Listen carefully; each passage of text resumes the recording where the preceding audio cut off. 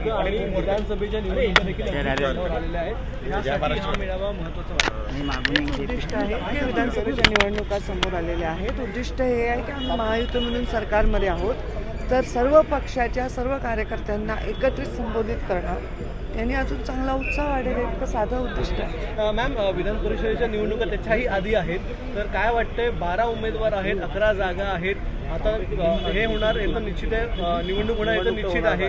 काय वाटतंय कोणाचा विजय होईल, कोणाचा पराभव होईल? आमचाच विजय होईल असा मला पूर्ण निश्चित विश्वास आहे, त्याच्यामुळे काही शंका आमच्या मनामध्ये नाही।